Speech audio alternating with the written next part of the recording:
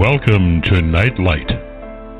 Step away from the mainstream and gather around as we enlighten the world and our realities and travel this cosmic journey we call life. Join us as we share with you and provide that beacon that can guide us all to a better way. Explore with us as we examine a metaphysical montage of spiritual insights, covering everything from the mundane to the magical, UFOs to unicorns, and everything in between. This is a time of awakening, of sharing and evolving, of spreading our wings and soaring on the cosmic breath of creation.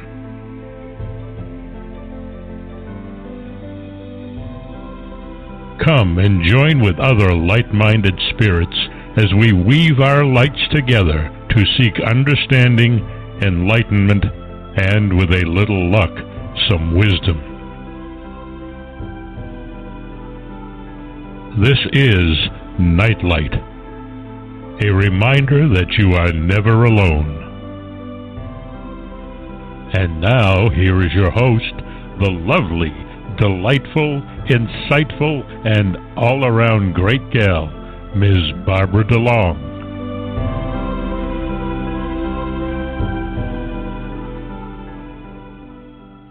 Good evening, everybody, and welcome to Nightlight. It's amazing. The year is flying by already. It's already February, and of course that means we have the joyful experience of having Michele Avanti with us yet again.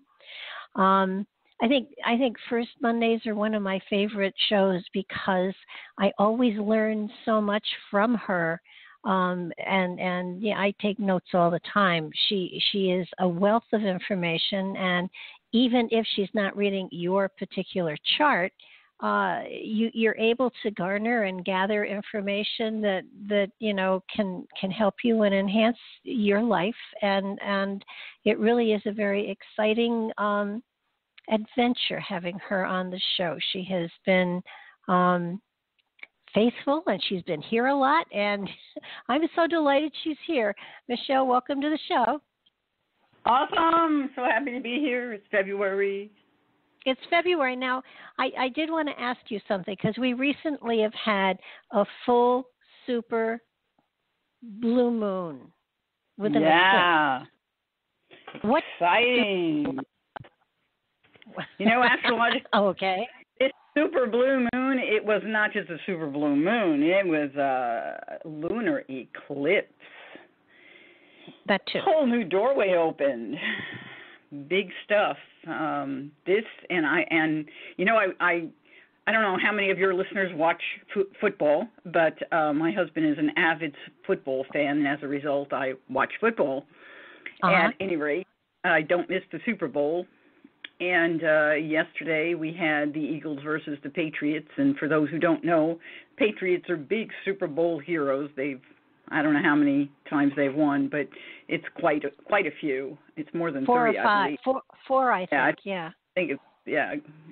So the Eagles went in, and they were an underdog, to say the very least, the Philadelphia Eagles. But their quarterback was even more of an underdog, because their quarterback of the season had injured himself, so this young man was thrown into the mix, and that was a few games ago. He was thrown into the mix just as they went into playoffs, and he's an interesting combination of a human being, complete opposite of Tom Brady, who is out there in the limelight, you know, has a supermodel wife and lots of money, and he shows off all of that. And whereas this man is just a really quiet, very diligent, hard worker, who very spiritual, and just a really good person who's been kind of plugging along for years.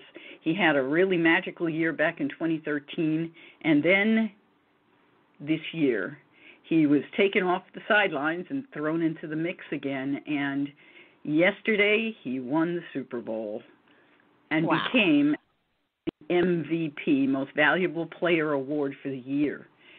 Amazing story. He is the example of what this super moon is about. This is a doorway for anyone who's ever had a dream and wanted to manifest it. Your doorway just opened. You may have knocked at the door a gazillion times in the past and never gotten through it. You're going to go through this year if you will just say, I want to, I will, I'm going for it. Go for it. This is such a powerful statement. I'm blown away, and I'm just so jazzed to be able to share that. Well, I do thank you. although my team lost, but no, I understand it was a good game. Yeah. But well, you can't take it away from the Patriots or any other team for that matter. The Olympics are about to open up on Friday, and that's going to be fascinating to see what underdogs win in the Olympics this year. Yeah, absolutely. But athletes, to me, are individuals who they work hard their whole lives to try to be out front and to win. And, from an astrology point of view, we look at the charts. Years ago I got into this thing because my husband, like I said, he's into football, and we lived in Nevada. I was in Nevada for many, many years.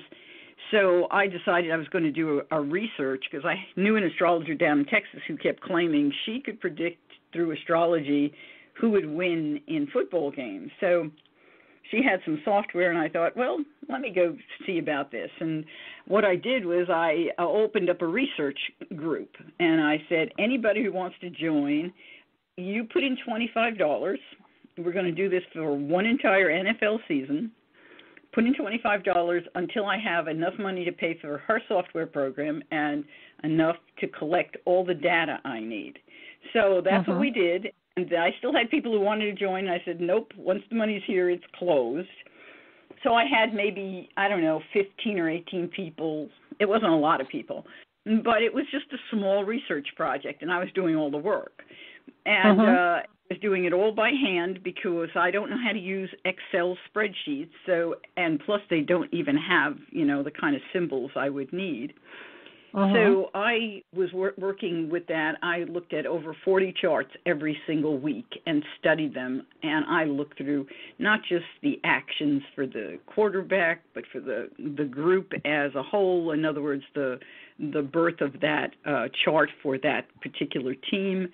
And I also looked at the managers. So I worked really hard. And every week I gave them predictions, and I told them, please do not put a lot of money out. Only things that you can. I am not a gambler, and I cannot begin to think of anybody throwing their money away. I have a hard time with it. But by the end of the season, we got to Super Bowl, and I concluded that it is completely and utterly impossible for an astrologer to identify who will win every game. And there are a lot of reasons for that. There are super variables. The time of the game doesn't always start on time. And for like Arab arts, we need to know the time. And they also pull people in and throw people out. And so you could be thinking it's going to be this quarterback, and then the next thing you know, it's a different quarterback. So it's just not possible to identify it. And so I ended it, and everybody said, but we made money. And I said, no, you did not. And they absolutely swore up and down they made money, but, I watched it very closely. Yeah. They did not make. Well, listen, we got a lot of people waiting here. Okay. I'll stop talking about the games. And anyway. It was a good game, from what I understand. First up, we've got Jeannie. Jeannie, you there? Oh, hello. Hello. I'm here. Can you hear me? Yeah. Yes. Oh. Tell us about yourself, Jeannie. Jeannie was born on March 26, 1955, in Knoxville, Tennessee, at 2:17 a.m. Okay, March 25th or 26th, 1955 at, what did you say, a.m.? 2:17. 2:17. Your mom has to be up really early. And that was Knoxville. Knoxville, yes. All right. Let's take a look. And what do you want me to be kind of on the lookout for? Anything in particular? Just personal stuff. I seem to be handling a lot of legal documents for other people, people passing, and things like that. It's kind of coming fast and furious. That has to be activation. You were born with Neptune close to the midheaven. The ninth house is the house of the midheaven. It's one side of it. And it's the legal side. And so you have Neptune there, 27 degrees.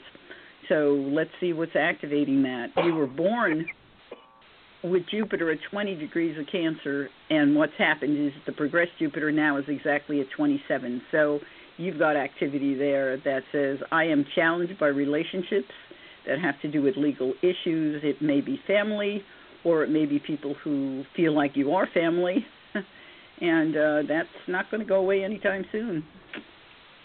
You're going to be dealing with that for a little while, at least, at the minimum, another year. Oh, Lord. Yeah. That would be about right. Yeah. So, because the progressed planet's going to it'll go about a degree next year. And when it goes a degree, it will basically slide off. It will start separating, and that's what it's been applying. And now it's right at 2703, and your Neptune is 2728. Fortunately, your progressed Neptune was in retrograde, so you won't have any more activity. But, yeah, that's what's going on, and let's see who else is active, because there's usually a third participant in the activities, and it is. We've got a progressed Mercury at 27 degrees in Gemini. So Mercury represents contracts, communication, and it's in the house of the workplace, so it's actually, it feels like a job to you. You're working at it. Yes, I am. But you know, there is a trine there, and that trine can benefit you in some way. So there should be some benefit that may even come from it. It's actually, you've got actually a doorway with your natal Venus in the second house. So even though the second house really is not ruled by Venus, Venus always represents money, especially when it falls into the second house.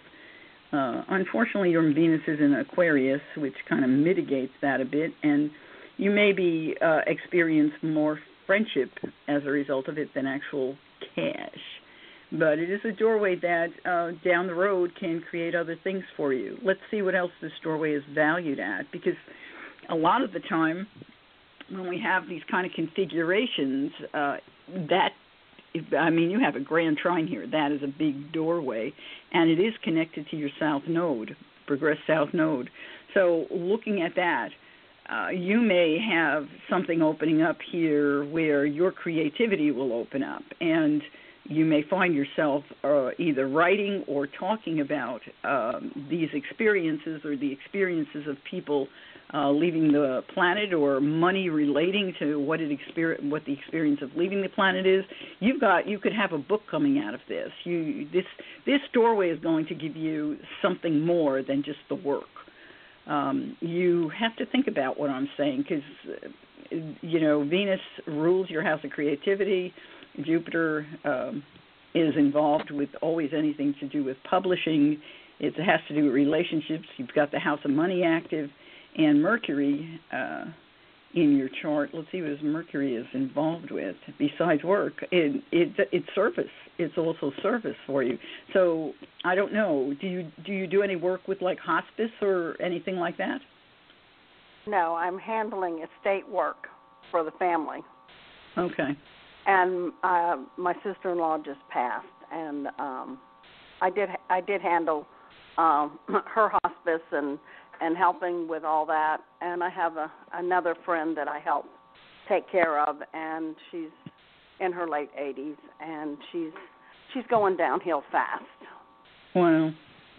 Well, something there. So if you have the energy to journal or to, in this day and age, a lot of people carry a cell phone, and every cell phone, it seems, has those little recorders on it to record notes. And start recording notes, because you're going to manifest something out of this more than what you're doing, and that could become valuable to you or to other people. since it really is an act of service. So just think about that. Okay. Let's see what else is going on. You have Uranus coming to your, it won't be there right away. You've got a little while, but you may decide to change things up or move in about 3 years down the road as Uranus goes and changes over into your fourth house. So that's coming up, some kind of change with your home. Wow. I don't know if you've started even thinking about it yet with everything else that's going on in your world, but that's... No. Yeah, and you know, Pluto's going through your first house, so it's not surprising. You have Saturn close to your ascendant right now. And whenever I see that, I like to tell you, Saturn tends to make us depressed. We feel like all we have is responsibilities, like, what else is left to life? You have to practice laughter. I've been hearing that from everybody. All you do is work. Yeah, well, you've got Saturn on top of your ascendant, and when we have that experience, and we all have it, I mean, it happens to every one of us once every about 27, 28 years, we have that experience, and it can make us very down, feel really down on ourselves. And the good news, it can make you thin. Not that you have problems with that. It doesn't look like you have any real problems with being, a decent size or a good size. I'm not. It's not too big of an issue. Yeah, no, that doesn't look like a problem. But nonetheless, you should make sure you eat when Saturn's, because when you have a normal size, sometimes you have to remember that. And I would definitely tell you, for the next 6 months, practice doing things for yourself that you make you feel good about yourself, good about life, whether it is watching a movie or doing something creative that makes you feel like you are having a good time. You need to put a little more good time in your days. And that doesn't have to be a lot of time. If you can say, okay, I've done enough work here, let me just go outside and breathe some fresh air, look at the birds, walk around. That's a good time. Practice it. Don't let a whole days go by where you don't do any of that. Schedule it. Exactly. Gotcha. Very capable of doing your scheduling. So. Yes, very much so. Okay, we got to move on, Michele. All right. Thank you, Michele. Take care of yourself, Jeannie. And thank you, sweetie. Wonderful work you're doing for other people. You're a blessing. Yeah, she is. You hit her dead on, but then what a surprise. Okay, we've got Dion. Hi, Dion. You're on the air. Hello? We're missing him. Him or her. Hi, 630-487. You're on the air. Hello once. Hello twice. Sold. Okay. Next caller is Kim. Hi, Kim. You're on the air. It's 330-212. Hi. Okay. Hey, Kim. All tell yours. us what birth is. 4/15/71. April. Oh, you're born on tax day? April 15th, 1971. Well, your parents actually, it's a tax deduction for them, so that's good. What time were you born? 9:23 a.m. 9:23 a.m. And where were you born? Cleveland, Ohio. Cleveland. All right, we'll go take a look and see where it takes us. Give me a second to pull it up. So tell me, is there anything in particular that's going on in your world that you want me to be just kind of focused on? Oh, romance or money. Oh, wow. Okay. Romance and money, those are biggies in the world.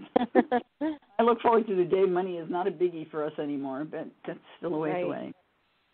Right now, you have Saturn going through your seventh house, and that's a period of time where even if you do have a romantic adventure, it's not a time to be, you got to be careful not to be too serious, okay?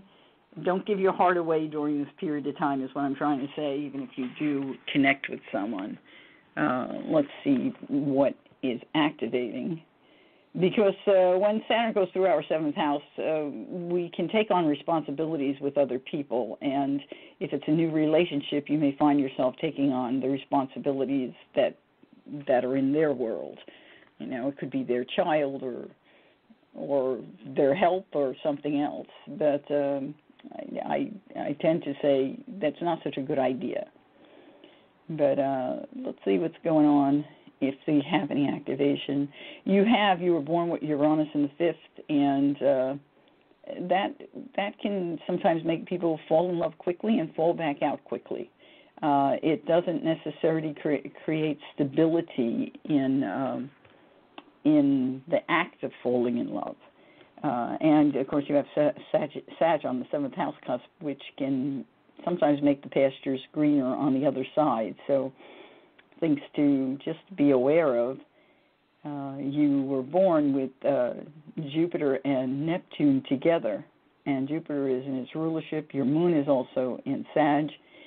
You know, you can look at the world with a big view, and also an idealistic view. So when you find yourself in a relationship that may take you all the way to marriage, the statement is, I want somebody who's worldly, I want someone who may be spiritual, or someone who is a world traveler, or someone who loves to travel, or even loves to read or communicate. But it's creative communication, it's not just talk. And right now, Jupiter is on its way. It's in Sagittarius. It's in Scorpio right now. But you're going to have Jupiter return next year. And when you have that Jupiter return, you could actually find yourself in a space where you have a relationship, and it may come through service, some service group that you're involved with, a charity. It could come through your workplace. It could also come through some kind of health organization or health connection. All of those things are possible, but that big opportunity doesn't really necessarily open till next year. And the time next year, it's not that far away. It's actually this year. I think of it as next year because I think of Jupiter goes around. It takes a year for it to go around, but it will start that process in September of this year. So you're looking at this coming fall. Let's see where you would, it could be anywhere out in the public, any of those things that might be a public event that I just mentioned. So all of those could be places where you could find yourself connecting. And your progressed moon right now is in Virgo, and you should have had some opportunity. Well, it would have been a challenge, not a really good opportunity. So a little while ago, that'd be quite a few months ago. Let's take a look at what else is in here, because this Saturn is going to be activating Uranus coming up, and it's not far down the road. It could be next month. And when it activates Uranus, there could be an opportunity for you to fall in love. And the thing is, I want you to be cautious. I'm not saying don't get involved, but don't give your heart away, because a lot of the time when Saturn makes activity that causes you to fall in love, especially when it's coming through your seventh house, it can find you falling in love with someone who you're going to take on a lot of responsibility. So pay attention, evaluate it closely, so that you don't take a chance that you say, this really isn't what I want, but I'm falling in love. Do you know what I'm saying here? We have the ability to do that. Make sure it's what you want. Yeah. Hopefully that's helpful to you, because it may be an older person, someone who's older than you, and someone who might be a great conversationalist. They look like they're interesting, they're unique, they're unusual, and older, and can sweep you off your feet. So, and if they do, then a year from now you may find yourself getting ready to marry them, or next fall. But if I might suggest something, give us another call.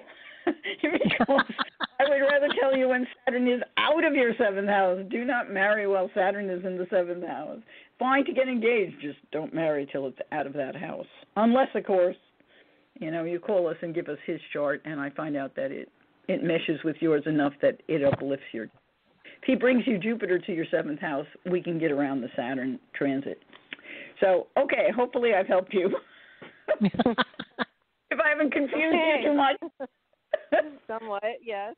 You've got some good options coming up, so just pay attention. And this will be up on my website. The archive will be up on my website and the YouTube channel. So if you want to come, go back and re-listen to it, it'll be available to you tomorrow. Okay, thank you. Okie doke. Bye-bye now. Bye. Bye. Okay, now we have Kim on the phone. 704-776. Oh, Kim? Hi, yes. Another Kim. Okay. Hi, what's your birthday, Kim? It's 5/4/65 at 11:30 p.m. So May 4th, 1965. You're a May Day child. That's such a pretty time. At what time in the a.m.? 5? At p.m. at 11:30 p.m. 11:30 p.m. And where were you born? Gastonia, North Carolina. I didn't catch it.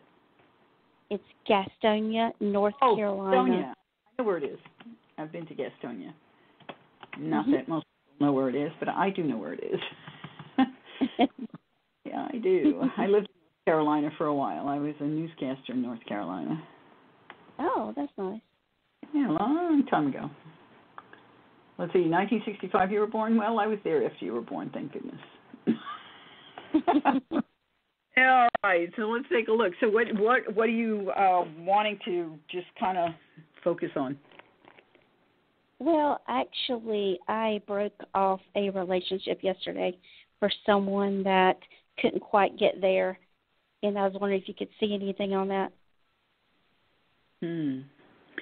Well, you've got your North Node has been going through your 7th house, and it just entered it because they go backwards, they don't go forward, and so that's probably a very good thing.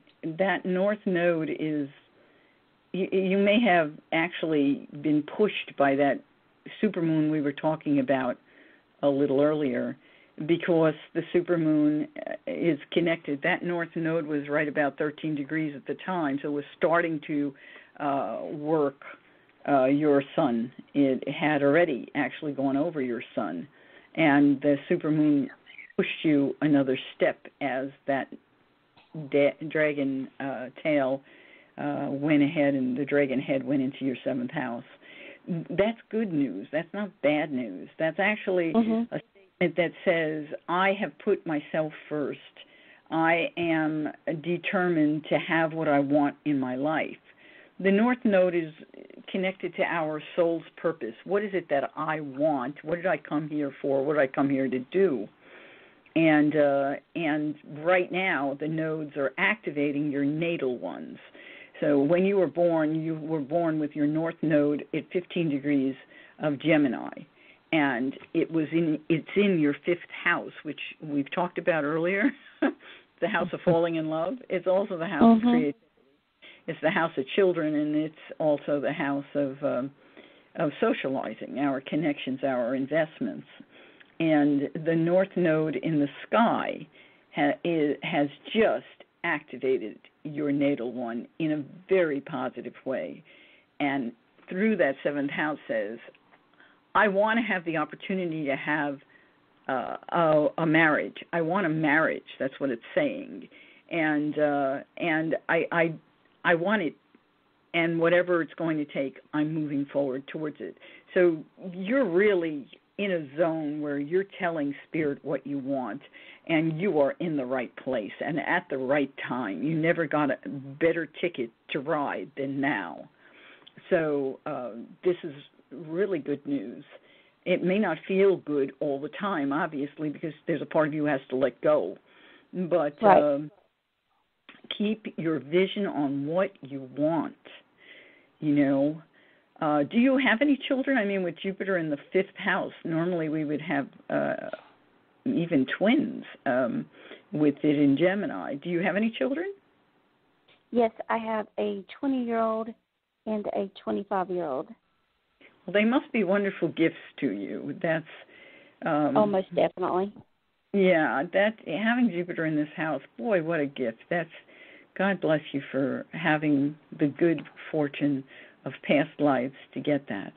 And right now your progressed Jupiter is right on top of your North Node. You really are in a zone where you're going to get what you want. You're going to get a relationship that you really want. This is, boy, you've got a year, and there's going to be some activity that's going to give it to you. Your progressed sun it's still operating on your natal moon. So this is saying my masculine and feminine sides are in a space of balance, gives me a certain amount of empowerment. Your progressed moon is on top of your Jupiter and active in your 5th house. So all your desires for a relationship are on the table, and all you need to do is be willing to get out and be seen. That's really all you need to do. Jupiter in the sky, let's see actually, Venus could be a trigger even though she moves really fast. You got to dance to keep up with Venus, but she does rule your house of love. And right now in the sky she's a 23 Aquarius, so she'll be moving pretty darn quick and through this house. And when she hits Chiron at 22 degrees of the next sign, so about a little less or around 30 days from now, about a month away, March, the beginning of March, make sure you connect, get out and connect, because once she gets right in that zone of 22 degrees of the next sign, you've got a real opportunity then to connect with someone from a past life, someone who you have had. They've been a dream of yours from that lifetime. So that's pretty exciting. Neptune is opening that doorway too. So you've got some great stuff happening. Your Jupiter in the sky is basically on top. Here probably yesterday it was exactly on top of your part of fortune. You really have the opportunity now, and this is great for your work as well. It could bring you some good fortune in terms of your career, but if you're looking for love, you definitely have a doorway opening, and it's because of the action you've just taken. You took the right action. Keep going with it. Oh, yeah, I want feedback. I want feedback on this one. I will definitely call back in. Okay. I feel like I'm on the right path. You are. Absolutely. There's no question. I don't debate it. Your push from spirit is strong. Those, between that supermoon and the fact that your nodes were activated, your sun was activated. Oh my God, you have so much at the same time. And I know people who are listening don't know astrology, so you don't know how odd or unusual or how often these kinds of things could happen. But first off, eclipses don't happen every day, and active on your particular node, a node-to-node action, very rare, incredibly rare. The nodes take about 19 years to go around this wheel, so the last time it was in this position was 19 years ago. The moon progressed.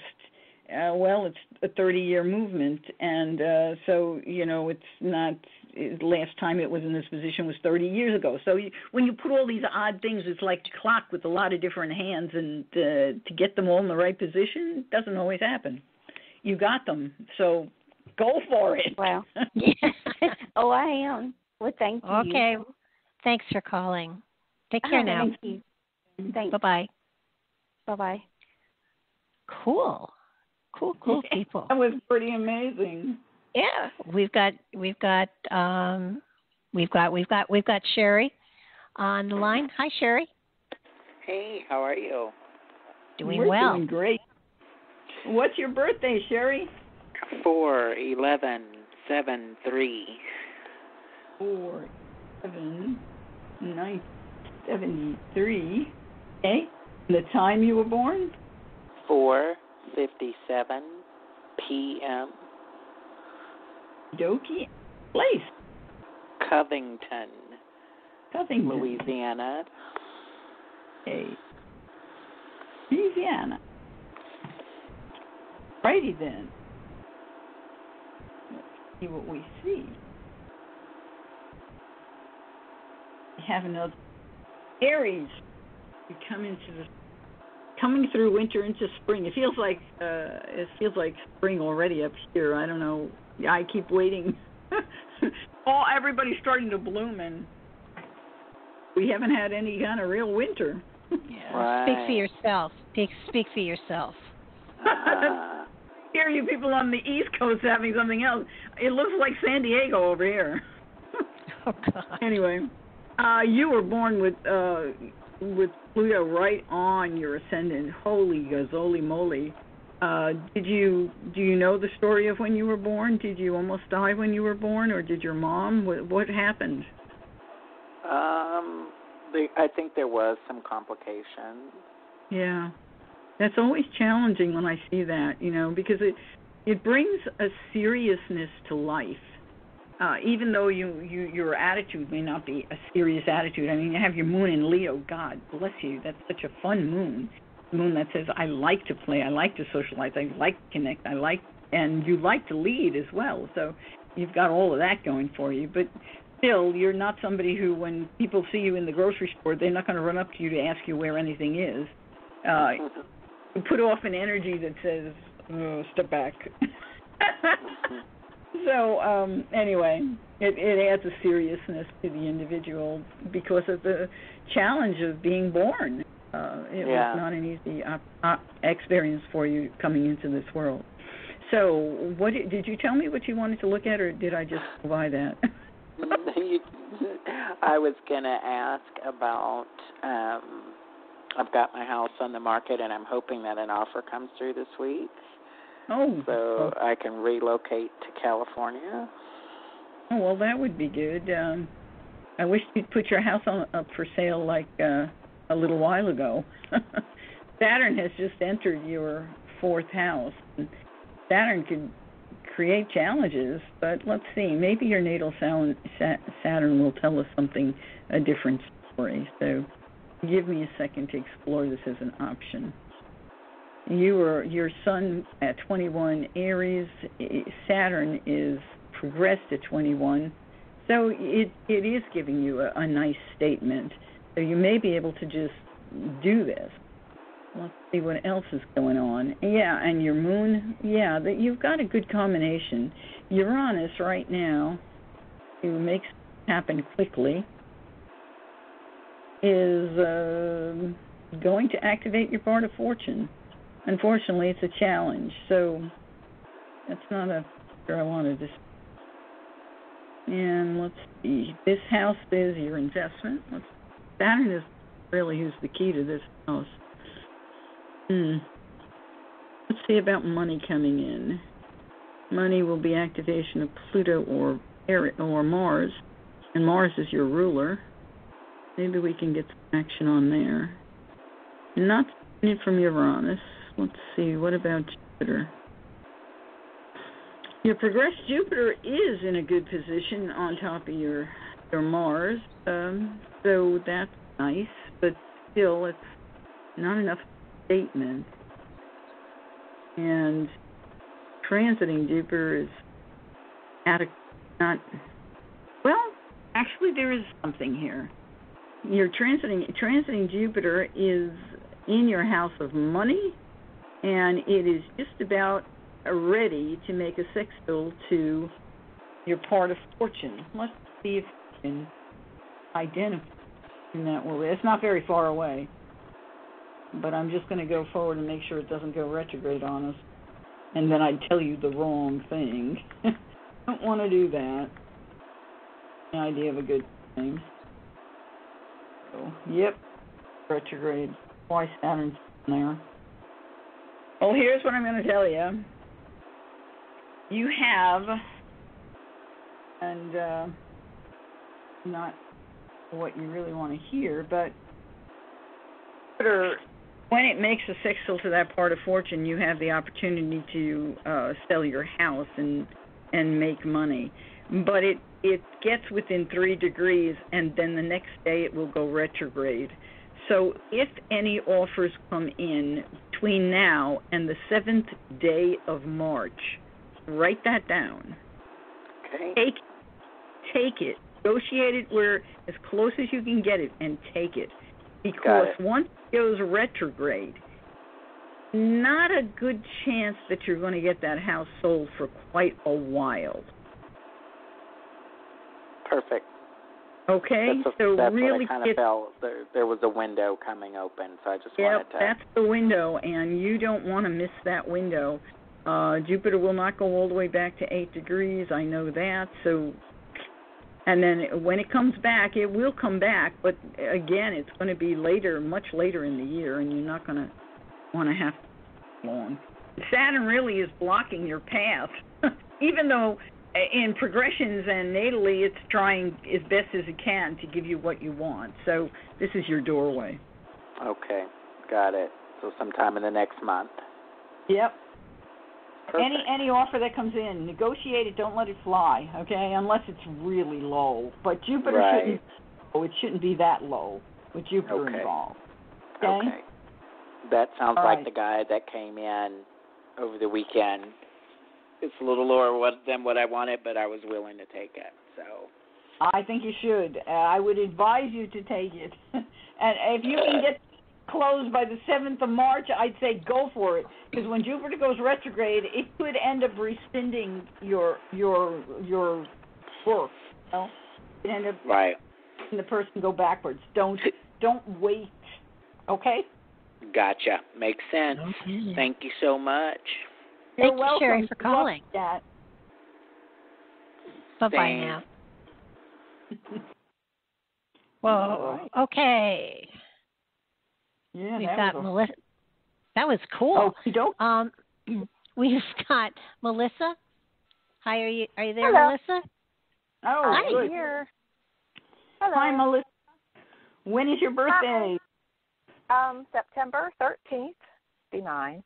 1969. And you were born at what time? 4:46 a.m. Okie dokie. And where were you born? Charleston, West Virginia. Charleston.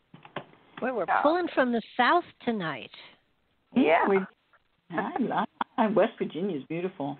I bought a fabulous horse in West Virginia. Oh, my God. He was the horse of my heart. I adored him. He was such a handsome boy. Okay, let's see here. So you have a lot of stuff below the horizon in your chart. You were born with a whole gathering in the second house. Mamma mia. So you should, with that combination in the second house, you should, with the sun especially in the second house, you should be pretty decent, have a decent income, although Pluto is there. And Pluto can either empower you with money or make you go on the roller coaster. Every couple of years you seem to have plenty, and then every couple of years you seem to be without, and it's kind of a roller coaster ride. And Uranus is there too, which can cause a lot of instability. But you have Jupiter there, you have the sun there. You should never really be without. And since your sun is in Virgo, you know, you if you don't let Jupiter override and the moon override, and even Uranus override, you have the ability to pay attention to your money and keep tabs on it, and that should get you through. Does that make sense to you? It's kind of interesting to me, anyway. The universe gives me enough to survive. Yeah, I'd like it to be more. Okay. Yeah, nice to be more. I would really like it to be more. For everybody who's listening, I know how all of us work hard for our dollars. At any rate, Jupiter right now in the sky is in your 4th house and is making a lovely sextile to your south node. Ooh. You could end up meeting some lovely people, people who might even bring you some money, but they certainly make you happy.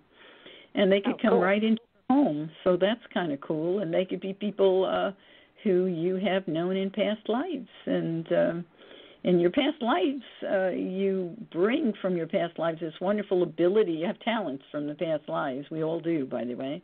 But your talents are that you have the ability to identify the details very, very well. You can be very good with details. You can have an eye for details, and that could allow you to be very good with science, with herbs, with health, with a lot of different things that involve having an acute sight.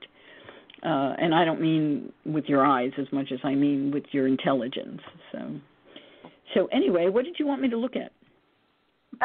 Relationships. Okie dokie. Yeah, well, you got Venus who's in, like I said, you got to run for Venus. But nonetheless, she happens to be in your 7th house tonight. She just entered it as we were speaking. In the last day she entered. So she'll be in that house. You'll be working to meet people. And you know what? You have that ability to with her even now. But with Jupiter brings all kinds of opportunities. You have a little bit of friction going on with Jupiter in the sky, but you have the ability to get past that if you will listen. Let's go a little further than that. Let me take a look here. In terms of falling in love, Jupiter is the one who rules your house of love, and communication is key for you. So what do you need to do to get it out there? Because right now it's active. Okay, it's active with your south node, so you have the ability through your home to actually, or through socializing, to actually connect with people from past lives that seem to be people who would be very, they're detail-oriented, but they're people who are really aligned with who you are. From your past lives when you maybe were an herbalist or a scientist, I don't know, I keep getting those kinds of things. I don't know what you do in this life, but science and health seem to be things from past lives that you really have had as big and important. You could have turned that into things like engineering in this life, but science and health seems to be the keys for you. And this is a period of time. This is a good period of time, and really right now, Valentine's Day is coming up. There's got to be some opportunities to socialize, get out and about, and give yourself that opportunity to connect with someone because you're in a good zone. And this is a good time for you to connect. Saturn is in your 5th house, and Saturn can make you connect possibly with someone who's older than you. Pluto's also in your 5th house, so it could be someone who's a very powerful individual or someone who you perceive as powerful. The combinations that are here feel like somebody who's like a CEO or someone who's like in charge of a company, or it could be a doctor who maybe is in charge of a hospital or something. It wouldn't surprise me. Do you work in any of the zones that are connected to hospitals or service with health? I actually work on the administrative end, the insurance billing. Okay, so you do. Well, that's why we don't have. Yeah, I got Capricorn as your workplace, so that doesn't surprise me. Yeah, so you may actually meet somebody through your workplace, and that also would not surprise.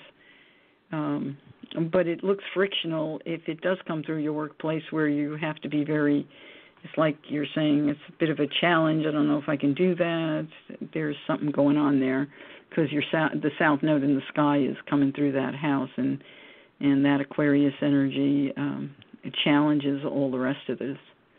But I would pay attention, and if you've got anything going where there's going to be any kind of parties or something that have to do with your work or integrating with people who are in that field, I would go to them because you're very likely to meet someone during this time. Okay, great. Okay, thank you. Sounds good. Thanks for calling, Melissa. Thank you. Take care now. Bye-bye. Take care. Bye-bye. Bye. Okay, we've got. Oh wow! Insurance. It's yeah. Okay. Sorry, I'm still reading her chart while I'm trying to go to the next one. Okay, we've got Sisha here. 412757. Hi. Hi. Hi. How are you guys doing? We're good. I didn't catch how do you pronounce your name? I have not seen that on a screen, so. Keisha, Kisha. Keisha. Oh, good. Okay, got it. So, Keisha, what is your date of birth? It is 2379. February 3rd? Uh-huh. Happy birthday. Thank you. I'm born on the 4th, so we're both. Happy birthday. Yeah, happy birthday to both of us. I had a male best friend. Yes, I had a male best friend, and I said birthday. Yep. Oh, wow, yeah. Well, we have a lot in common when we have birthdays close, even though I'm like many, many years apart, but okay. Yeah, I could be your grandma, but I'd be happy to, by the way. Are you sure? Because I felt old this year. I'm like, wow. Oh, yeah, well, no, you haven't gotten there yet. Plus, you're going to live to be probably a couple of 100 years old anyway, because we're pushing those boundaries now, and you're still young. They're trying to get me to push them. Right, Barbara? You got to push yours too, Barbara. Oh, I'm pushing. No, I'm already pushing, Michele. So, Keisha, what time were you born? 7:21 p.m. 7:21 p.m. And where were you born? Pittsburgh, Pennsylvania. Pittsburgh. And I'm so happy Philly won last night. I'm so happy. Me too. Go Eagles. Oh, yeah, That is just great news. I loved it. It was a great game. I don't know if you saw it, but the game was a good game. Yeah. Wow. I mean, they worked. They worked for that win. They sure did. And it was good. Yeah, so anyway, let's go take a look at your wheel and see what's happening, because I can tell you right now, because I know where your son is, obviously, we're a day apart. You have direct activation from that supermoon, direct activation, and you're going to find the doorway's just going to open for you. So whatever you want, sure you get clear on it and go for it, and don't let anything stop you, because you're going to get it. Okay? So now, what do you want me to look at? You've got all kinds of interesting activity here. Jupiter is on Uranus in your chart. You've got Uranus on your vertex in your chart. So we've got activity that's direct. Neptune is on your progressed Mars.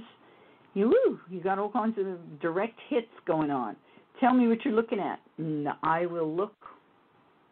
It's my kid's father. He's been acting he did something weird like my birthday week, and I didn't we're not even together, but, I just want to see where this is headed to, like, as far as just everything, because we're not in a relationship. I don't even know what he was doing this week. I don't get it. Well, if you don't want to be in that relationship, you better pay attention, because Neptune is in your 7th house right now, and it would not surprise me if he was not going to be doing some things to make you feel he could push your idealistic buttons, or your romance buttons could be pushed with Neptune. He tried, and I just ignored him.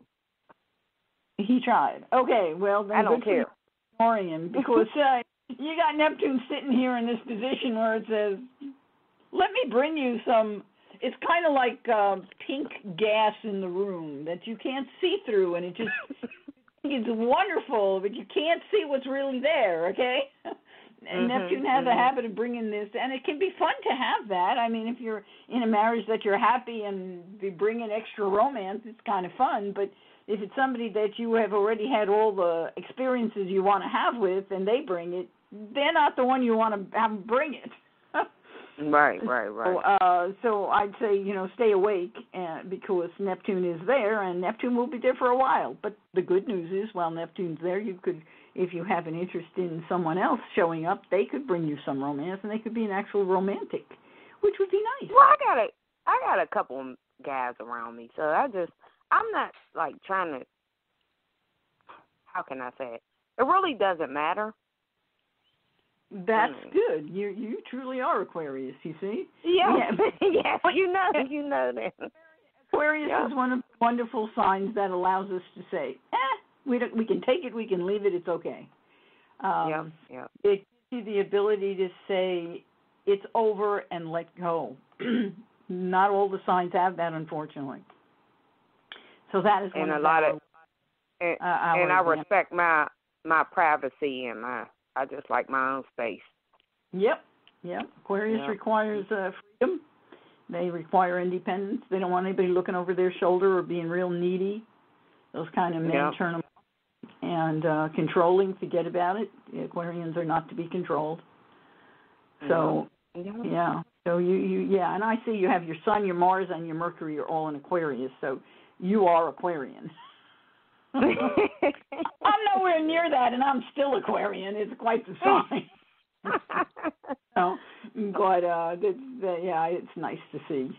So, but pay attention because that's what you got. Neptune is going through that house. It just activated your Mars, and it's going to activate your South Node. When it activates your South Node, it's possible that you could connect with someone from a past life. That might be interesting. I don't know. You'll just have to see. That's still, it's a ways off because Neptune moves so slowly. We're talking about 5 years away. So let's see what else. Anything else you want to know? I mean, Jupiter is on top of Uranus, and that may have been part of why he showed up. And it could bring you another person who will show up. Uranus. Yeah, because it was like I was out with somebody else, and he came in there. I was like, "What is wrong with him?" Oh, my it God. didn't. Yeah, like it just created an awkward situation. Yeah, I'm like, I ain't been with this guy in 8 years. I don't even understand what he seen my car and like you just came in here and did that. Like I don't know. Wow. Honestly. Not saying I don't care, but I don't have to be with neither one of them that was there. I was just like, wow, I left. Matter of fact, I left. Wow. Yeah. Well, good for you. I like when a woman stands up for herself. We all need to be able to be strong enough to do that. And, of course, Aquarius helps us. It's a really strong sign. People don't realize what Aquarius as a sign is, but it's actually the sign of the healer. It's a person who is a scientist and a healer and looks for understanding in all things. So, right. I had relationships, and these people need help. So then, after a while, I can't do it no more. I have children and stuff, so I got to put my energy into them. So basically, I don't know. I guess I'm just here. Jupiter's going forward, of course, right now, but like I mentioned to someone earlier, on March the 7th, it's going to go retrograde, and it'll go retrograde at 23, and as it does, within a few weeks of that time, you'll probably have another experience not so far off from the one you just had, because, again, it will be out of the blue. Suddenly, this person is a person who has to do with love in your life and has to do with your home will reappear. So I got another one, too. I know who that is. Okay. Well, welcome aboard. There's the door. Oh, my Lord. Okay.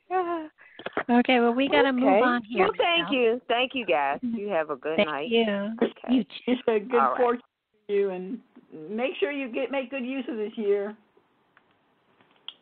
Okay. Joke. We're cranking right along here tonight. We've got Maddie. Hi, Maddie. Are you there? Hi, Barbara. Hi, Michele. Hi, Maddie. I have a birthday for my grandson. Okay. September the 19th, 2006, at 10:02 p.m. 2006. What was the time again? 2:02? 10:02 p.m. 10:02. Sorry. And where was he born? I'm sorry. Decatur, Atlanta, Decatur, Georgia. Decatur, Georgia. Mm-hmm. Nicely done. Okay, we'll go take a look. He's a youngin'. Sorry? So he's not going to have too much in the progressed area. But you'll go take a look and see. September 19th. And you probably are aware, September 19th is that crossover time. It's you're coming close to the end of Virgo and just about going into Libra. So he's at the very end of Virgo. His south node is Virgo, and his Venus is in Virgo, and his moon just 56 minutes into Virgo. So he has a lot of Virgo energy, and it's all in his fifth house. So he is an individual who, in this lifetime, he will love some of the creative works that Virgo gets involved in. It will be interesting to see which ones. I don't have up on the screen the fixed stars to see what kind of talent, because Virgo's connected very much with talent. And he also has Mercury in Libra, and his Mars is in Libra. So he could end up going into a field where he is working with others in terms of communication, maybe mediating. He could be someone who becomes a mediator. But I would be encouraging him to, with all kinds of things, like, where you teach a child about planting, or you do the volcano thing, anything that are like science kind of projects he would really enjoy. And building stuff he would also enjoy, because he has also the engineer's mind going on in there. So, Legos and building whatever. But I would encourage him with those kinds of things. So what did you want to ask about? Now that I've babbed. I get that. I want to ask about what he's going through right now at present. He's going through present that he doesn't want to be here. Okay, yeah. Just tonight they had to take him to the hospital, the children's hospital, and that's where he is now. So they say that he's a threat to society because he wants to take himself out of here. Oh, my Lord. I know. So let's see why that is the case. And again, those things that I just told you about, they can be ways to help a person ground themselves. By learning how to plant or do science projects, or learning about the stars or whatever. Those are ways to ground an individual. He's obviously not grounded right now. Let me see why that is. So hang on a second. Jupiter right now has just entered his seventh house, and his Venus and his Jupiter, they actually work together, so I don't have any problem there. Let's see what bad boy is creating issues. He was born with Pluto in the 8th house, and in Sagittarius, it usually doesn't have as much power, but Pluto in the 8th, if it dominates, and of course in Sagittarius it makes a square to his south node and to Venus. So it's probably a south node issue, something coming in from a past life that is really challenging him. North node says that he wants to, his north node is in Pisces, and here we have someone who wants to, it's in the 11th house. So this is a soul who's saying, I want to do something good for the world. I want to make the world a place where we can spiritually connect, where we can recognize that we're whole. He has that going on as a soul purpose push.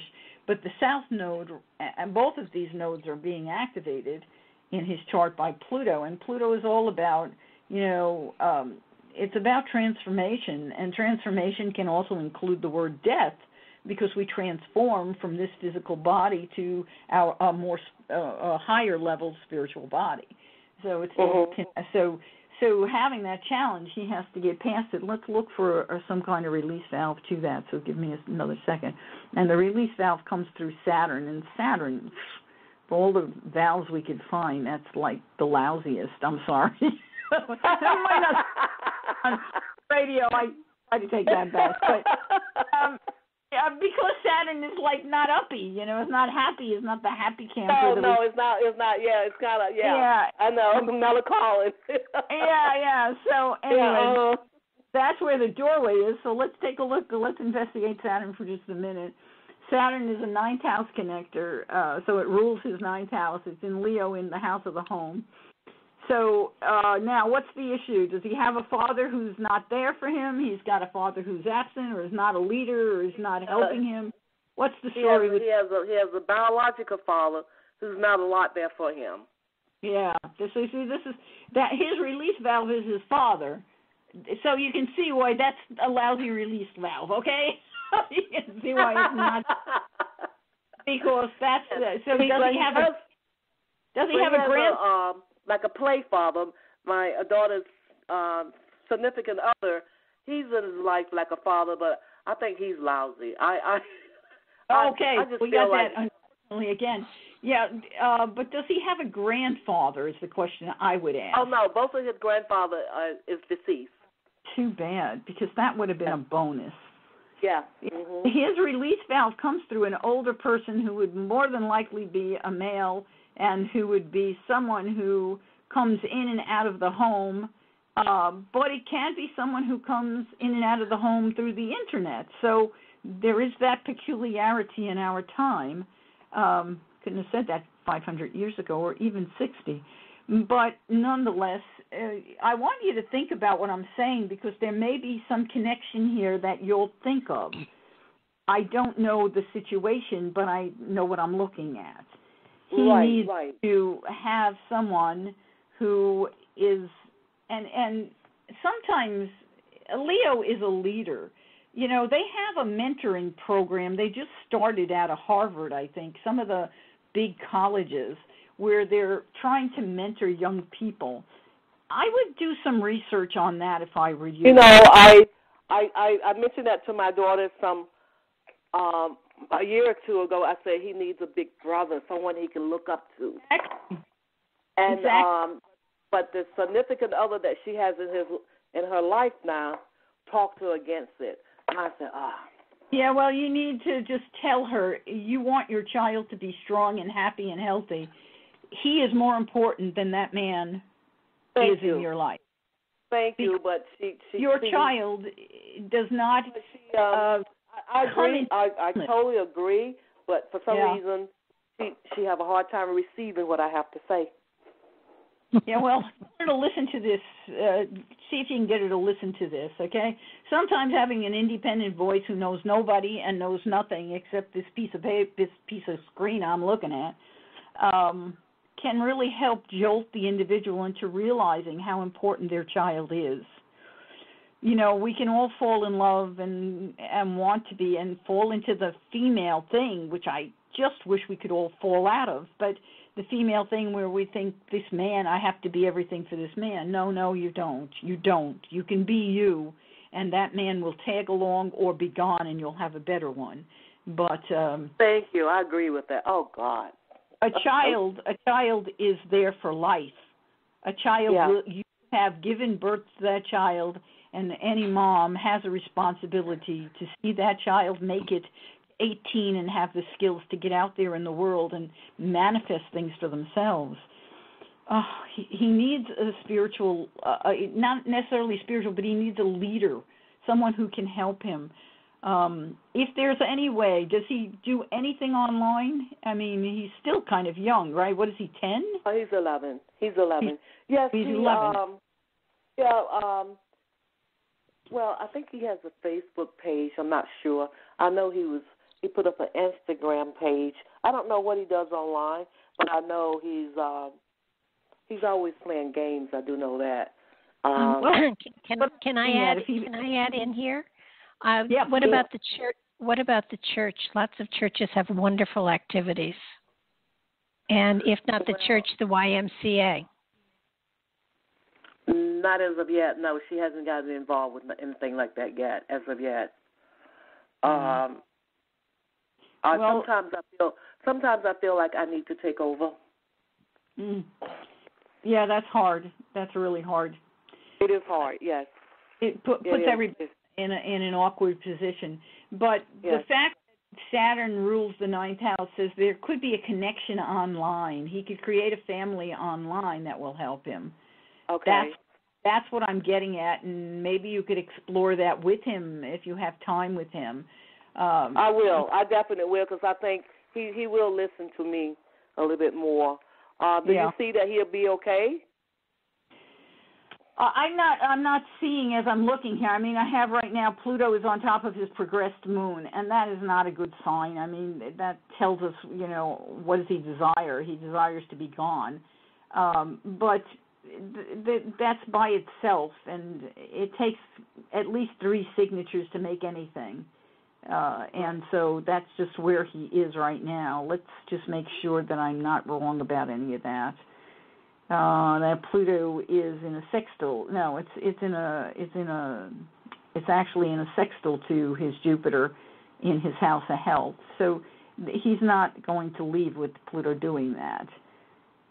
South Node, we want him to get his brain together and see the value of who he is. That's the important thing. Yeah, Michele, we got to move on. No, we do. I really wish I could have more time with you, but I have to keep going.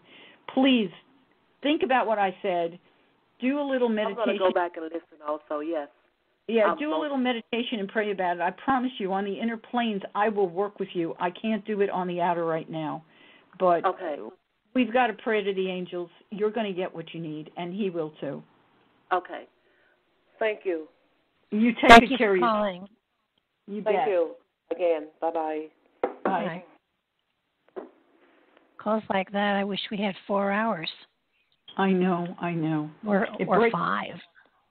It just breaks my heart to think about a child feeling lost because it's the male not there, and that was really obvious to me. So, goodness. Okay, take a deep breath. We've got Laura. Hi, Laura. Hi. Hey, Laura. What's your date of birth? October 1st, 63, and I was born 1:14 p.m. Okay, let's see. What time? 1:14 or not? What did you say? 1:14. You did. Okay. I actually got that. PM. Oops.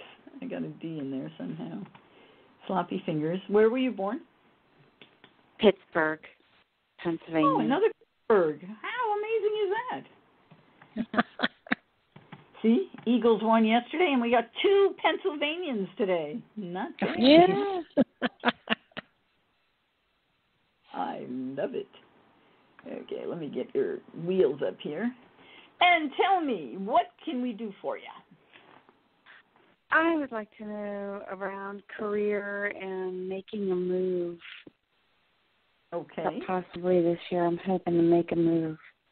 Oh, you could easily make a move this year. You don't have any lockdowns in your 4th house, and Uranus is traveling through it, so you don't feel really content wherever you are. It's a time of instability. Home, no matter where you are right now, you won't feel like you've really got roots till Uranus gets out of that house, and that's going to be a little while. That is not tomorrow. When I say that, I mean it's like several years away. At any rate, you were born with the sun right at the midheaven, and that's fabulous. Now, in terms of career, you're asking, do you have an opportunity, or you want me to tell you about the kinds of careers that really would rock your world? Well, I'm not working right now, so I am looking for a job. Okay. But whatever, I would like to know what kind of careers would rock my world. Okay. Well, that's good. So let's talk about that. You have the sun at the midheaven in Libra. You have Venus in the 10th house, that's the house of career, in Libra, and it rules in Libra, okay? So it means the powerhouse that you have in this chart right up front is Venus, close to the midheaven and in its rulership. And on the other side of the sun in the 9th house, you have Mercury in rulership in Virgo. You have 3 statements going on that say I can be successful in any mediating, beauty, or detail-oriented kind of career, okay? There are a lot of them that will fit what I just said, okay? That can go anywhere from, like, at one end, interior decorating, to the other end, which is being a mediator for the courts or a counselor for children or adults or whatever, okay? there's a whole, it's a wide spectrum, but the key is there are things that allow your mind to fit the little details together, and you have the ability to help individuals come together. So hold on to that. Then you have a trine between Saturn and Venus. So Saturn is in your house of how do I make money, how do I spend money, what do I really value in life. And Saturn is also in rulership in your chart. This is not often that you see 3 planets in a person's chart in rulership. This tells me you're an old soul, you've been around a long time, you even have a 4th planet in rulership, you have Mars in Scorpio. Amazing, okay? You are no new being to this planet. You are been here, you've got the chops to do what you want, as they say. That is my New York coming out. Fascinating. Anyway, so it's trine to Saturn. Saturn is in Capricorn in the 2nd house. And Saturn's in Aquarius in the 2nd house, but the 2nd house is ruled by Capricorn, which Saturn also rules. So there's this double connection here. So it's saying that I really, really value things that are quality, that are old. I value the history. I value the science. I value understanding. I value old people who can converse well and can help me understand. These are things that I value. So now I want you to add that with the Venus and the Mercury and see what you come up with. You should find what you love between these things. It may be that you, and also the fact that, your Mercury is actually in the 9th house, and the 9th house, even though it's ruled by Virgo in your chart, it's still the house that belongs to teaching and teachers. So communication can be a counselor, a school counselor, or a historian, or someone who helps kids who need to learn about science, or it could be older people. It doesn't have to be kids. There's nothing here that says it has to be children. It could be adult education, especially with Saturn involved. It could be old people, like me. So I'll tell you what, you're really pretty much on target, because I develop training and train people for a living. So there's the teacher, the training, the specific, detail-oriented. I am a mediator quite often. All throughout my life, people have come to me for help, negotiating, working, helping them work through problems. Even as a child, people always came to me with that stuff. It's still going on today. And I really like the elderly, and I like children, and I like animals a lot. And I've always gotten along very well with the elderly, especially. So that's amazing. You hit on everything. Well, that's your chart. Your chart tells me these things. I'm not a fortune teller. It's just really right there. It's in black and white. Just have to be able to read it, and I do that well. But there is another aspect, too, when you brought in the animals, because Virgo also rules small animals, and so you could probably enjoy yourself in terms of a career helping people with service animals, and that is another option. And then I'm going to add one more thing, which you don't have any emphasis in the 6th house, which is the house of the workplace. You do have Taurus on that cusp, which tells us you want to be in a workplace that is comfortable. You don't want to be like doing stuff in a junkyard. That would not be you. It's a very beautiful place, a place that is beautiful and balanced and has pretty things. It should be comfortable and luxurious even. So that's the other aspect that I did not cover. So. And the interior design, my friends ask me to help decorate their homes all the time, because I have an eye for that. So yeah, you really did hit everything. It's amazing. Yeah. Well, your soul purpose, okay, we'll talk about that for a second. Your North Node is in Cancer in the 7th house, and that might add the other extra little point that might help you. And when we have the North Node in the 7th, in the sign of Cancer, it says that as soul, I am interested in this lifetime in families, in nurturing families and family relationships, partnerships, marriages. I want to nurture these things. In this lifetime, I want to come to a space where I am nurturing them. I create a home in who I am to nurture those who need to come together. So that's there. And of course, you're doing that in a variety of ways. When you have someone... I'm the one in the whole family that makes sure everybody stays connected and that we get together for gatherings. I make sure that cousins that don't tend to communicate with one another all get invited to the family gatherings so that we can all get together, and I've always done that.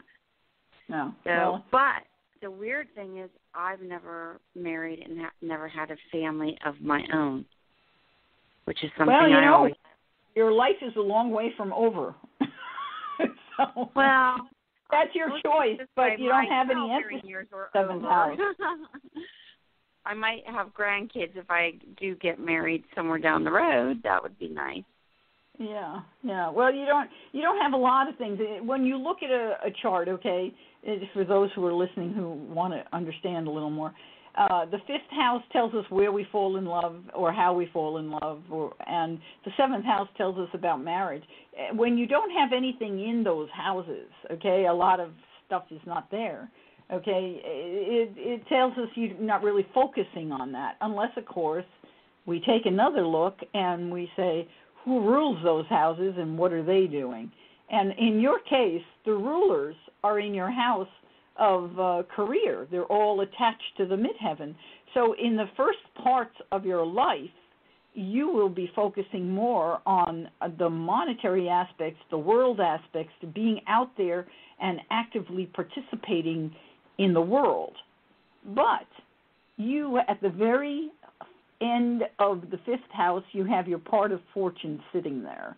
It has gone in retrograde since you were born, and it's a little further into the house now. In the 7th house, at the very end of it, you have your North Node. What does that tell me? It tells me that later in life you activate these desires. They're not up front. Where other kids are running out there and getting relationships when they're 20 or less, you're going to wait. And that's true. I'm still not focused on that. I mean, I always wanted to get married and have kids, but my focus has always been getting situated, getting my career going. And honestly, I still don't have that solidified. So until I get that done, there's really no room for romance. Well, that's okay. We're all going to start living like 900 years, so you really don't need romance for at least 100 years. Michele, we have to move on. I know. I enjoy everybody the way. I hope I've been helpful. You take good care of yourself. You too, thank you. Bye-bye now. Bye. Okay. Yeah, we need a 4-hour show. We've got Deanna here. Hi, Deanna. How are you doing? Hey, Barbara. It's so nice to hear you're here. Well, thank you. It's here on Blog Talk, and you and Jeannie and Michele. Well, it's wonderful to you. We're back home. Yes, you're back home. I'm really glad about that. Michele, I spoke to you the last program when it was not like a consultation program. And I really like, what you say. So I'm going to give you the information and then ask you some questions, if I may. Absolutely. Let's go for it. It is November the 8th. November 8th. 1949. 1949 time? And it was at 2:10 in the morning, a.m. A.m. And the name of the city is Buenos, ARRES. And it's in what country? ARGENTINA. Argentina. Yes, Avanti, Avanti. Love that name. Okay, let's see now, because I may have spelled it wrong. You have D-U? B as in beautiful. Oh, B. That's what's wrong. My computer says that doesn't exist, Avanti. Oh, Buenos Aires. Okay. Yes, good air. Good. Okay, then that makes more sense. Now my computer will probably tell me it's okay. Ah, beautiful. And we will go forward with that. And that's beautiful. Thank you for bringing in another world. I love that. Another world? You mean the soap opera? Well, you bring us in from another continent. It's wonderful. Yeah. I love it. Yeah, so definitely. I have the chart up, and you have your sun right there at 15 Scorpio, right in the middle of Scorpio, and in the third house. So tell me what you want me to look at. Well, I've been listening to you talking about Uranus and Saturn. And gosh, I have a lot of Saturn in my chart, a lot of everything in Capricorn, which doesn't make life, always pleasant. No, it doesn't look that way to me. I see your Saturn is in Virgo, Mars is in Virgo, but you have Jupiter in Capricorn, and your part of fortune is in Capricorn. I don't have anything else in Capricorn. Why did you think there was so much in Capricorn? Did I do something wrong? I don't know. November 8th, I'm going to read it what I have. November 8th, 1949, 2:10 a.m., Buenos Aires, Argentina. Yes. Okay, then my chart should be correct. Yes. I don't know why you thought there was so much in Capricorn. Because I was looking at an old chart that someone did for me, and I saw that in the fifth and the sixth house, it's full of VS, not BS, but VS. Yes. So the sixth house, you have Capricorn on that cusp, and you have Jupiter in that house, Jupiter and Capricorn in that house. But you don't have a lot in Capricorn. Your progressed sun right now, maybe this is why you're feeling that, your progressed sun has been in Capricorn, okay, for the last 24 years, okay? So maybe that's why you're thinking it. And, does it mean that I have another 5 years to go with this? Not quite. Actually, it is actually 5 years and I don't know, 4 months. And then you will be out of Capricorn. You will go into the next sign. But there's nothing wrong with Capricorn. I don't know why you don't like it. Having the I love it. I love Capricorn people. They always, we have good friendships there. Well, you should. I mean, Scorpio gets along with Capricorn, and having your progressed sun in the sixth house now, on top of your Jupiter, it's applying to your Jupiter for the next couple of years, and that's wonderful. That's a statement that says now I can reap the benefits in terms of the workplace. I can reap benefits in terms of health. There's that's a wonderful statement, and Capricorn on the sixth house cusp. That says old age. It says I'll live a long life. I've got good bones. I mean, big good bones. You should have really good big bones. Sounds funny, but true. And it sounds good. And good skin. So those are good things. This is the house of health, And Capricorn, when we have Capricorn on the sixth house, you're an individual who you know how to eat well. You're not someone who eats like when you're running. You don't eat when you're talking. You eat like a person should eat, and you eat you choose quality food. That's the statement with Capricorn. True. You're not gonna. That's all filled with junk. Capricorn doesn't do that. So I think this is a good thing. There's nothing wrong with this. Well, thank you. It's like being conscientious. But also micromanaging. The question is, Saturn right now is in my sixth house. You say it's in your fifth. Yeah, Saturn is traveling through your fifth house right now. So, this is the house where we usually have fun and we have investments and we fall in love. And Saturn usually, whenever it travels through any house, it makes us work harder at whatever house it's in. So you'd be working harder with children or with investments or with people that you love. You're working harder.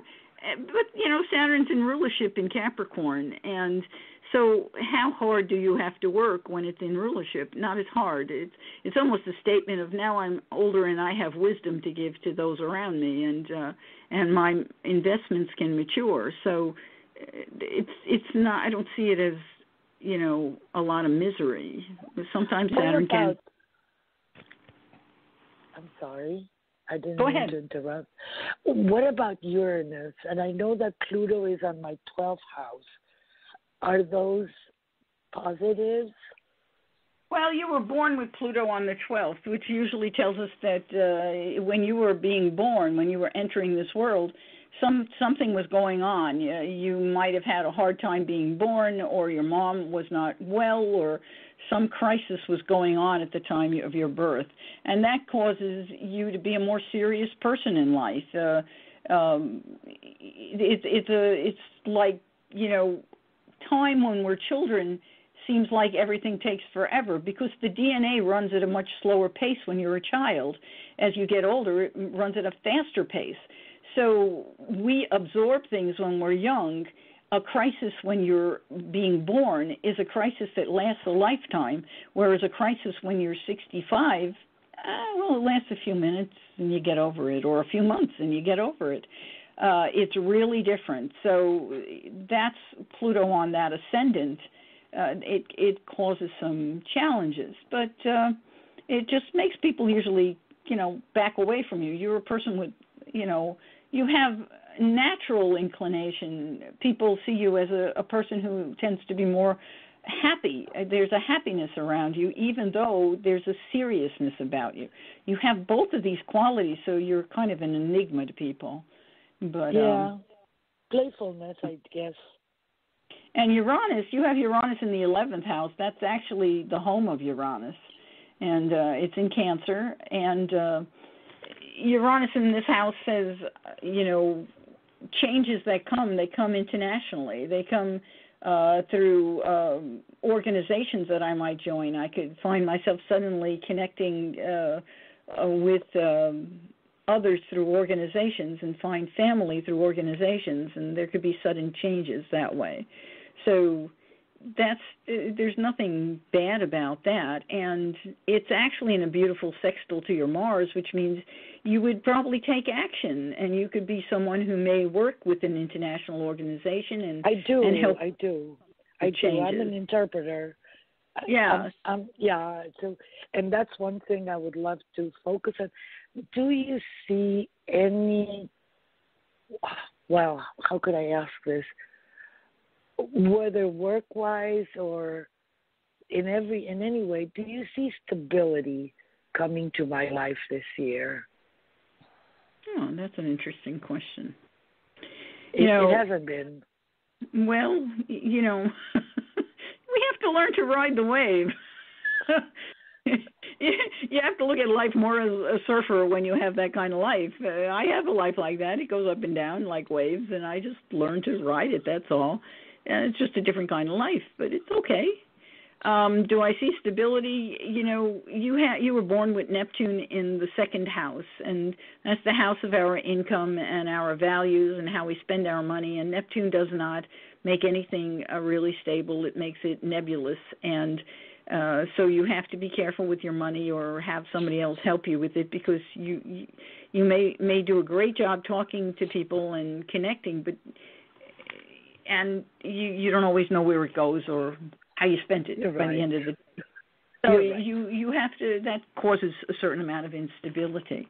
You were born with Uranus in the 11th, so that's not usually instability for anybody. That's kind of good.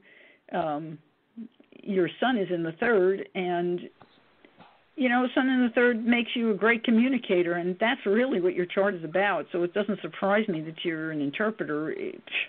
You have everything that says that. You have the moon in Gemini at the midheaven. Of course, Gemini, again, is not a really stable sign.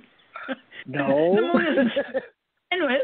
So you're a person who tends to be, you find yourself drawn into a lot of different things, and where you think, well, this is a possibility and that's a possibility. And when we look at so many possibilities, we don't feel stable because we're not rooted in any specific belief system that causes us to be stable.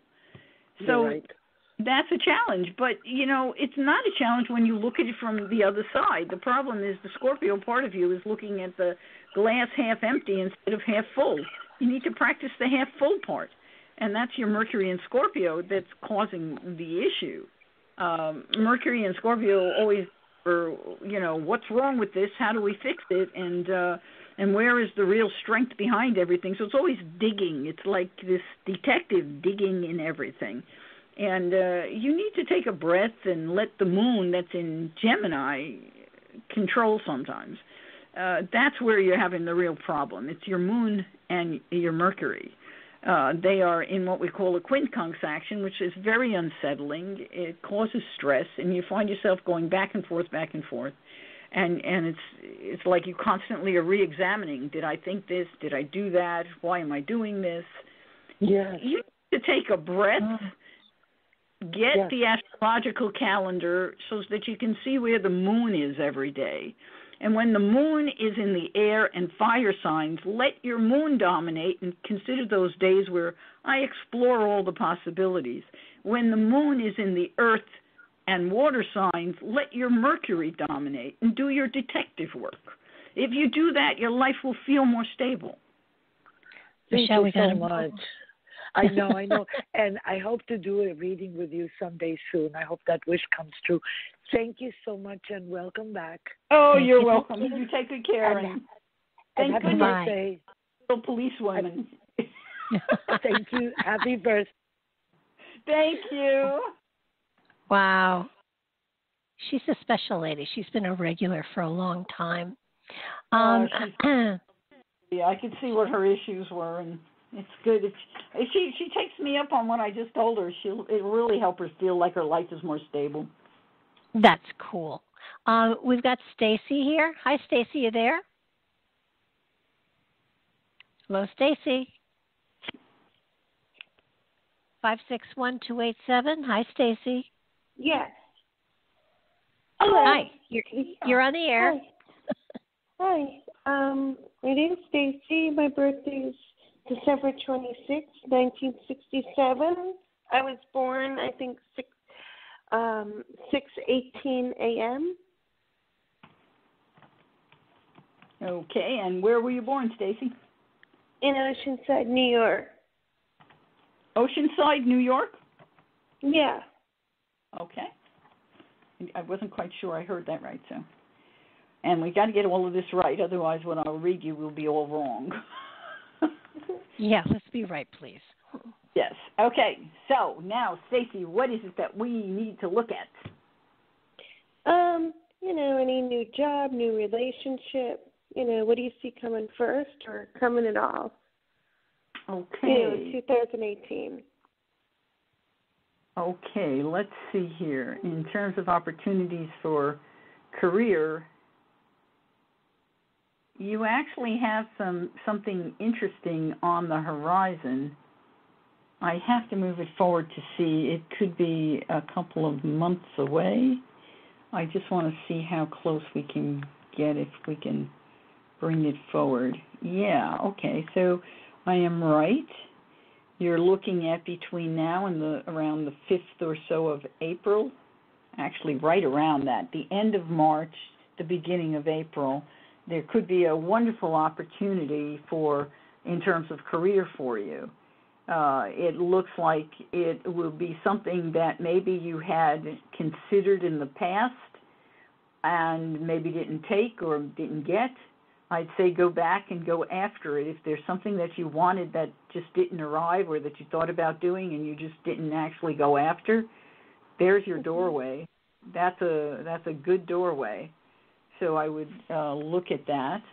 Let's see what else is in the mix here for you. And I mentioned earlier about Jupiter going retrograde at 23. Yeah, so is that bad for a new job? That's what I'm saying. Is it bad if I go for a job around that time if it's in retrograde and Mercury's in retrograde and all that? Oh, no, that's not bad. When Jupiter's in retrograde, it has nothing to do with, if it's bad or good for a job. Even Mercury in retrograde doesn't mean it that much. I mean, people get confused about these things. I had a job on Mercury retrograde years ago, and it lasted 8 years, surprisingly.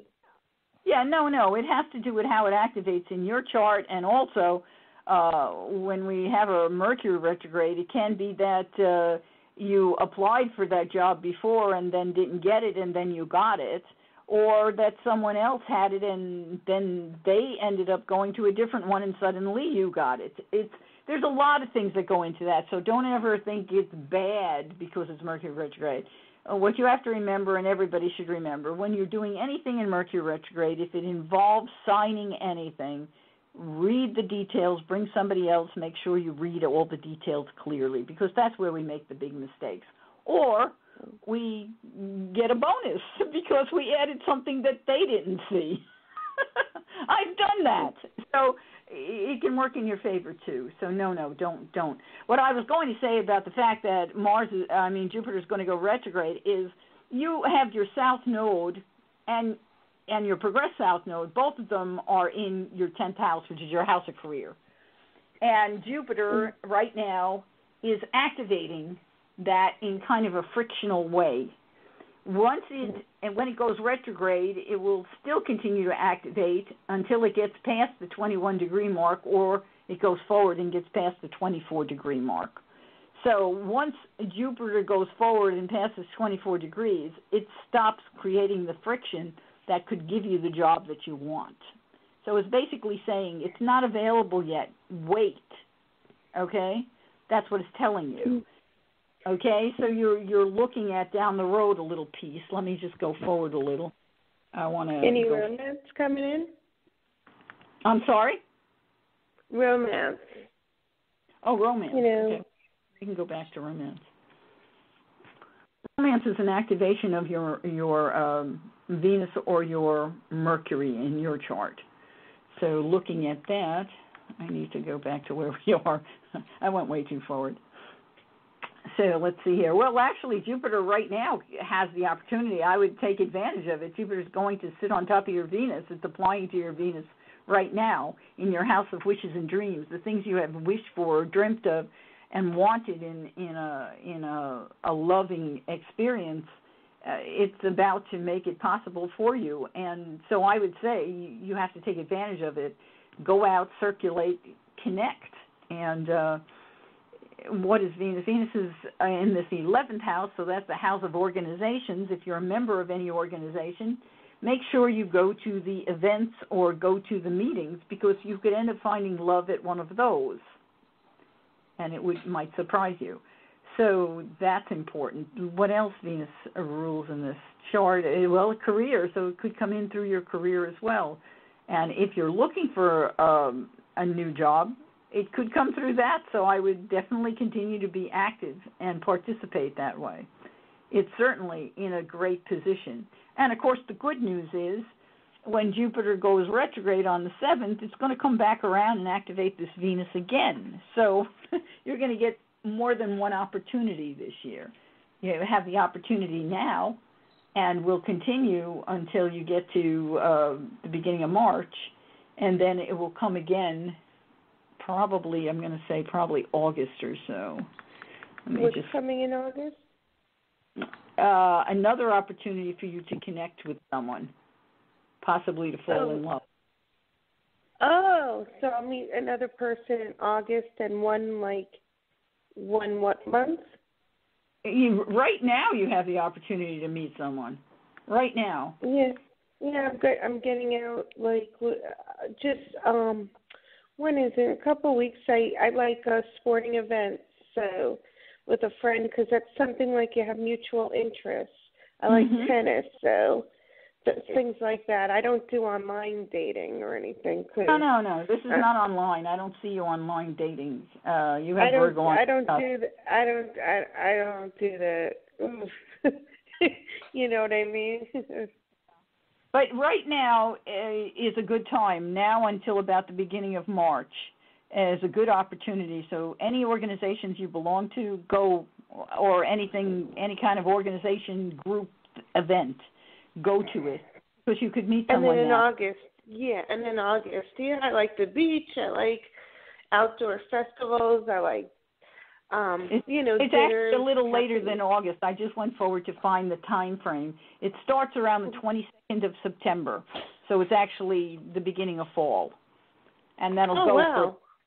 Okay, so that's another time. You need to be out and about and connect, because you have an opportunity to connect with somebody that you'd fall in love with.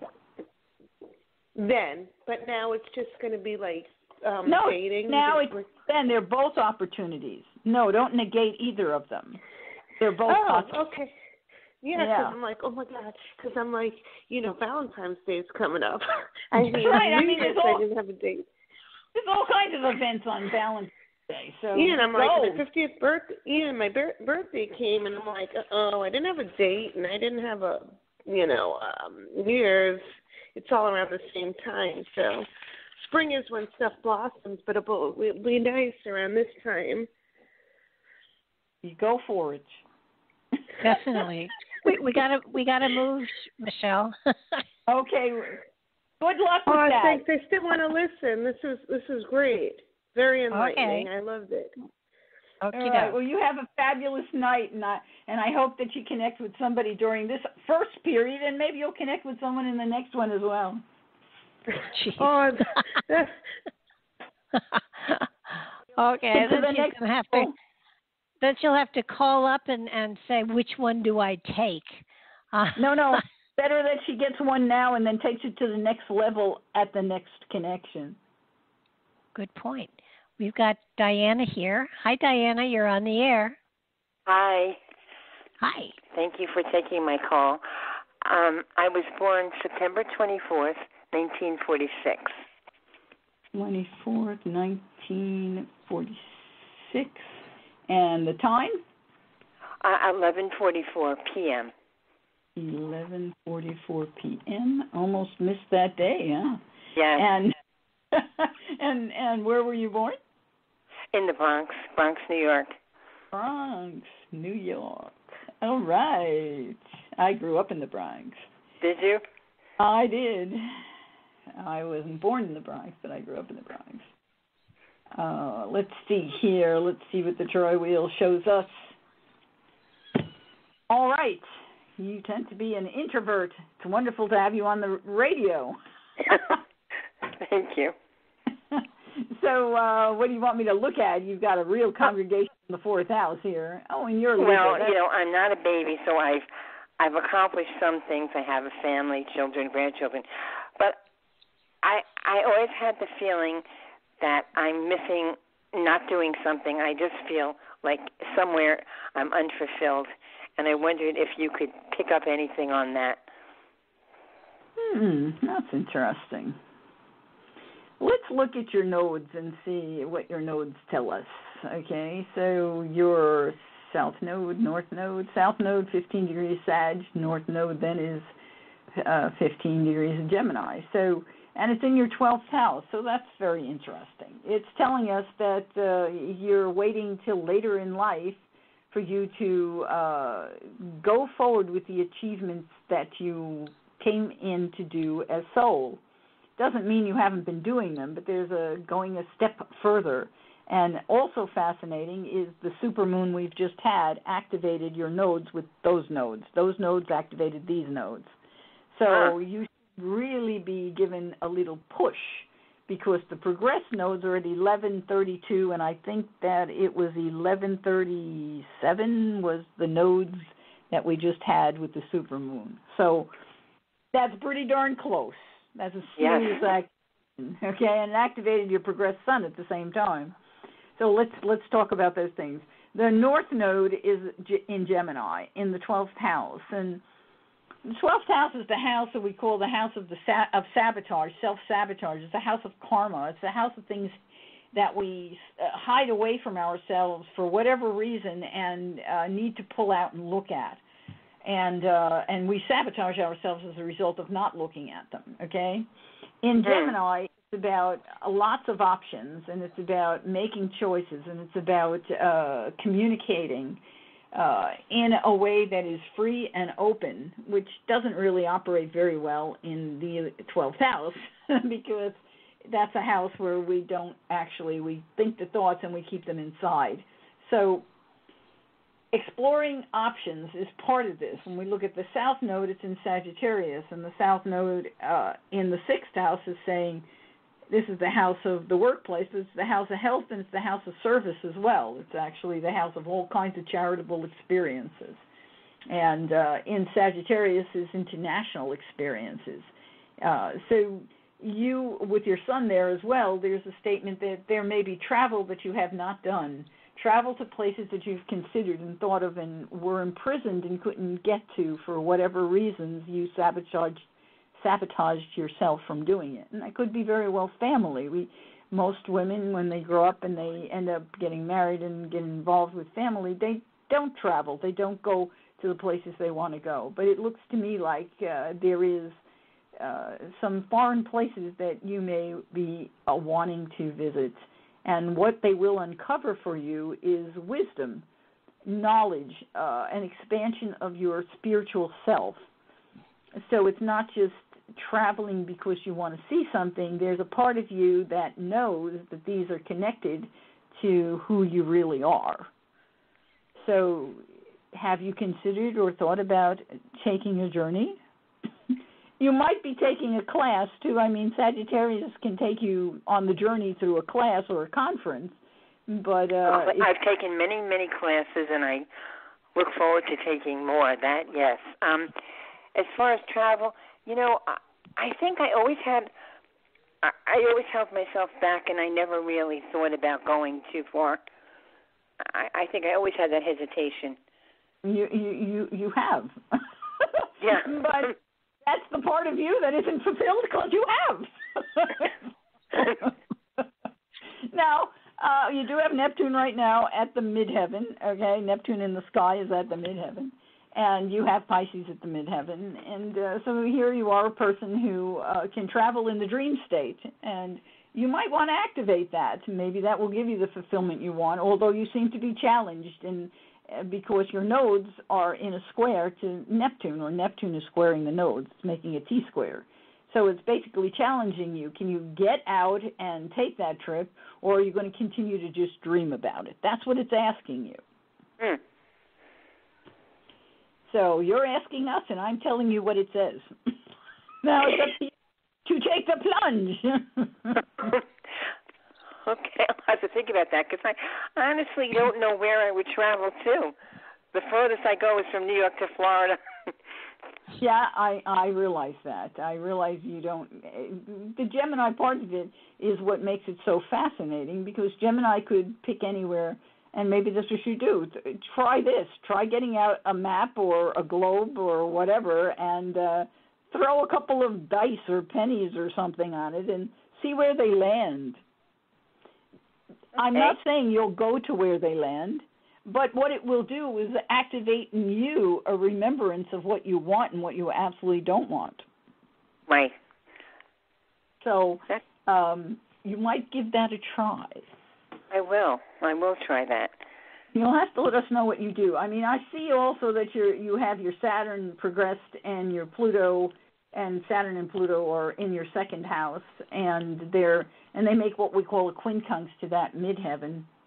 Especially Pluto right now, it's actually in a quincunx or Neptune traveling is in a quincunx to Pluto, and that also adds to the mix where there's a part of you that says, no, what am I doing? I shouldn't spend the money. It's too much money. Why would I do that? Da-da-da-da-da. So you're going to have to come to a conclusion here. You might want to wait for like a couple of years till Neptune is no longer in the quincunx, and that will make it a little easier. Well, I'll tell you, the one thing I do, and that wasn't that long ago, it was in the last 10 years, I do some spiritual work. I do some mediumship, and I just haven't progressed, to do a whole lot of it or really be out there. So that's something that's on the back burner, and maybe that has something to do with what you're saying. Sure, it absolutely could. And actually, as Neptune continues to travel in Pisces, it's going to activate all kinds of things in your chart. It's going to activate your Venus. It's going to activate your vertex. But most importantly, it will activate progressed Jupiter, Venus, and Mercury. And all of them are in your fifth house, which is your house of investing in yourself and your creativity. And having that magnificent trine to all of those planets is going to open up the doorway for you to do more mediumship, possibly travel. And again, like I said, it could be traveling on the inner planes. Neptune lets you travel all worlds, not just the Earth. And so it could be that kind of travel, but it's going to open those doors. So you're going to continue to grow in this over the next years, the next 5-6 years. Well, that sounds great.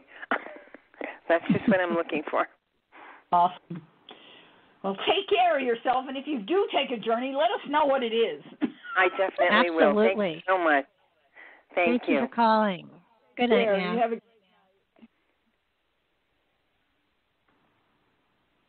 Well, you have certainly done full spectrum work here. Did we? Yeah, I would say so. We did a heck of a lot of I didn't do anything. I just sat here and listened. But I think it's amazing how you're able to go chart to chart to chart to chart, and everything is obviously so dramatically different. It's just amazing. Yeah, well, everybody's so different, and that's why it's kind of fascinating when I hear people say, they read horoscopes in the newspaper and they say astrology. Well, that's just baloney.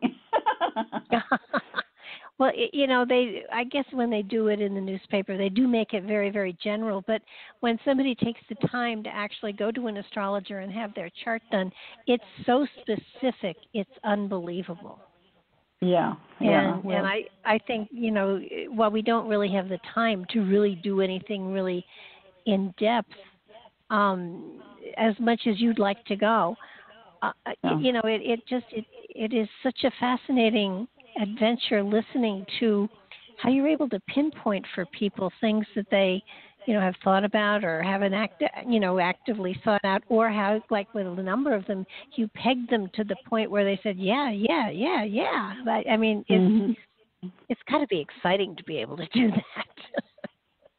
Yeah, I just kind of take it for granted, I guess. I've been doing this for so long, and to me, it's like reading a newspaper. So, you want me to go to page 5. Okay, fine. I'm here on page 5. It's just, it's very... Well, if people would like... If people want to get get emotionally involved when we have someone with a child that kind of is... Now, if people would like to get a hold of you for a private reading, where do they get a hold of you? You can either call me or email me, or just go to my website and click from there. So it's Michele Avanti with one L, Michele, Avanti, AVANTI.com, or astrology and more, and you have to write it all out. The word astrology, the word and the word more at gmail.com, and that's a direct link to me. Or you can call me 541-900-1084. Wow. Well, I want to thank you again for being a font of wisdom, knowledge, and insight, and enlightening us all. Been an honor as usual. So nice to be able to connect with people. Well, I look forward to next month, and I will talk to you before then. But thank you very, very much for being here and for sharing your talents and your gifts and your insights with so many people. Great honor, great pleasure. Thank you so much for doing this, Barbara. Oh, I'm having a wonderful time. Thanks again, and everybody, thank you so much for being here, for sitting and listening, for sharing your birth with us, and kind of putting your lives out there on the line too. We look forward to next month, and if you need to get a hold of Michele, she's given the information out there. Just check her out and give her a call. Good night now.